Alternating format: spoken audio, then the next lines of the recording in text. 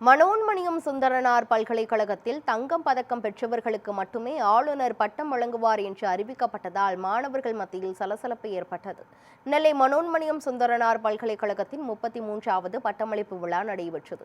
இதில் தமிழக ஆளுநர் ராஜேந்திர விஸ்வநாத் அர்லேக்கர் சிறப்பு விருந்தினராக கலந்து கொண்டார்.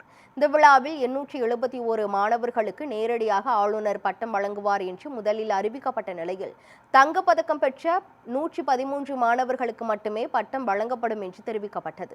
இதற்கு மாணவர்கள் கடும் எதிர்ப்பு தெரிவித்து வாக்குவாதத்தில் ஈடுபட்டனர். மாணவர்களின் எதிர்ப்பை தொடர்ந்து ஆளுநரே அனைவருக்கும் பட்டம் வழங்குவார் என்று அறிவிக்கப்பட்டது. இந்த பரபரப்பால் பட்டமளிப்பு விழா சுமார் 45 நிமிடங்கள் தாமதமாக தொடங்கியது. இதற்கிடையே நிகழ்ச்சியில் முதலில் வந்தே மாதரம் பாடல் இசைக்கப்பட்டு மூன்றாவதாக தமிழ்தாய் வாழ்த்து இடம்பெற்றது. இதற்கு அரசியல் கட்சியினர் மற்றும் மாணவர்கள் அமைப்பினர் கண்டனம் தெரிவித்தனர். தமிழக உயர்கல்வித்துறை அமைச்சர் விஸ்வநாதன் இந்த பட்டமளிப்பு விழாவை புறக்கணித்தார் என்பதும் குறிப்பிடத்தக்கது.